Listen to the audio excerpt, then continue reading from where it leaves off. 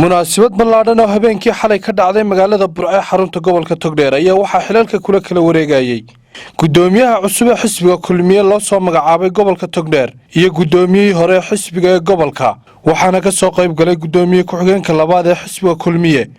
wasiiro ka tirsan xukuumadda Soomaaliland gudoomiyaasha hay'adaha qaxoontiga iyo barakacayaasha iyo qandaraasyada qaranka maamulka gobolka Togdheer salaadin iyo taageerayaal tiro badan oo ruuxaya calanka xisbiga kulmiye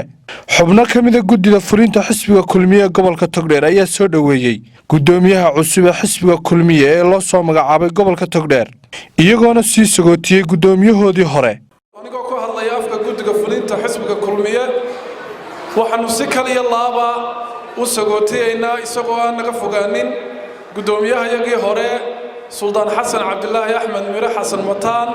oo runtii ahaa nin qiimo badan gudoomiye daacada waxaanu sidoo kale soo dhaweynaynaa gudoomiyaha cusub ee xisbiga kulmiye oo ah runtii nin dhalinyaro ah firfircoon xisbiga aan dusha lagaga keenin kamid ahaa insha Allah biidmillaah khayr baan ku rajaynaynaa xilka aad haysid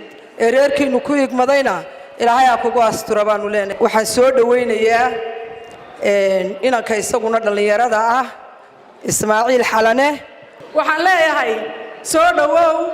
waxa tahay inaan u qalma gudoomiye iyo ka saraba u qalma waa gobolkaagi si fiican baan kuula shaqaynaynaa runtii xubinta ayada ee gudoomiyaha xisbiga kulmiye waad abaarteen runtii waxaad moodaa in qulubteeda iyo qalbiyada Ismaaciil Xalane daarin laga baxay baad moodaa aad iyo aad baad ugu mahadsantahay sidii aanu garbahaaga u taagnayn ee aanu kuula shaqaynaynay ayaan isagana ula shaqaynaynaa waxaan aad u soo dhaweynaynaa maxaan ku raahday madashan qiimaha iyo qaayaha badan waxa farxad gobolka haano ah marka hore in ma aawo halka ku wareejinayo Suldaan Xasan Mataan xilkii uu muddada dheer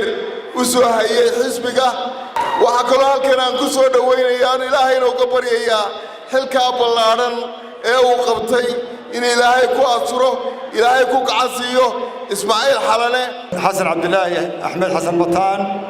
oo runtii suldaan qaali ah ugu anaga markii hore xisbiga ka hoggaan qaali ah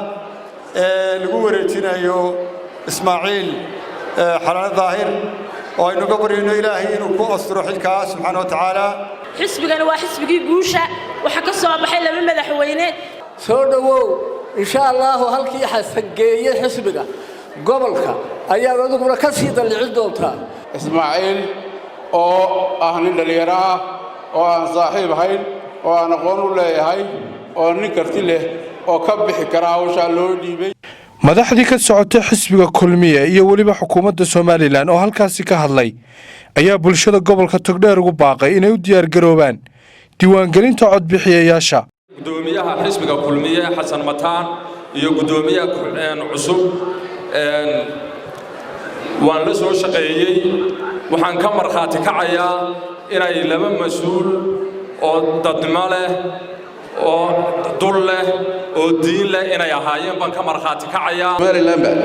anu inta xusuusnahay waa xafladii u horeysay ee laba gudoomiye gobol saa loo kala wareejiyay ayaan filayay inta xusuusnahay gobolka Togdheerna iyadoo waynu isla qiraynaa waa xafladii ugu horeysay ee sida la isugu yimaado iyadoo laba gudoomiye gobol gudoomiye hore iyo gudoomiye dambe xil loo kala wareejinayo waayo meesha Burco ah halkan waxaanu diyaar idin lanahay Ismaaciilow in aanu wixii aad nooga baahataan anagu ka mas'uuliyahanta gobolka hadaanu nahay ee dawladda dhexe aanu qaybteeda ka qaadano waxa aan u mahadnaqayaa gudoomiye hore ee xisbiga kulmiye imikana suldaan ka noqday Xasan Mataan waxaan iyadana halka ka soo dhaweynayaa gudoomiyaha cusub waxa intaas oo madaxa isku soo daray oo maanta xil wareejintan heer gobol keenay waa qiimaha aad leedihiin iyo taariikhda aad xisbiga ku leedihiin iyo aasaaska aad tihiin iyo runtii laf dhabarta uu ku taagan yahay xisbiga inaanu ka marakacno ma aha sababta loo yimi meesha xil wareejin qura waxaan qirayaa inay ka badan tahay xil wareejin ee ay tahay ismuujin inay tahay isxasuusin inay tahay kulmiye togdheer waa kulmiye togdheer gudoomiyihii hore xisbiga kulmiye gobolka togdheer suldaan xasan cabdilaahi axmed iyo gudoomiyaha cusub ee xisbiga kulmiye gobolka togdheer ismaaciil xalana daahir ayaa halkaasi ka soo jeediyay hadalla isugu jira mahadnaq iyo dardaaran intaan xilka ayay waxaan idinka mahadnaqayaa wada shaqayntii iyo wada jirkii iyo waxqabadkii iyo wax wada qabsiga aynu ku wada shaqaynaynay aad iyo aad baad u mahadsantihiin waana idin xasuusnoon doona intaan noolahay anigu xisbiga kulmiye deyntii aan gaashaan qaaday aan codeeyay gaashaan qaadayba xisbiga kulmiyaan ahaa maantana waan ku faraxsanahay inaan noqdo gudoomiyihii heer gobol xisbiga waa shaqo aan waqti badan u soo maray imakana insha Allah waxaan ilaahay ka rajaynayaa ilaahay inuu igu asturo waxaan idin ballan qaadayaa inaan dhexdiin ahaado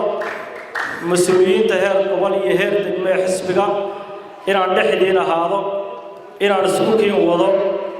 aad iyo aad baa loo soo dhaweeyay gudoomiyaha cusub dhammaan gobolka togdheer iyo gobolada kaleba inuu noqdo gudoomiyaha xisbiga kulmiye gobolka togdheer aad iyo aad baa loo soo dhaweeyay waana ku faraxsanahay haddaan xisbiga kulmiye nahay waxaan aad iyo aad ugu hambalyaynayaa oo aan ugu salaamayaa oo aan u qirayaa xasan inuu yahay nin aad iyo aad u qiimo badan mahad cali goodir Ariel TV Burco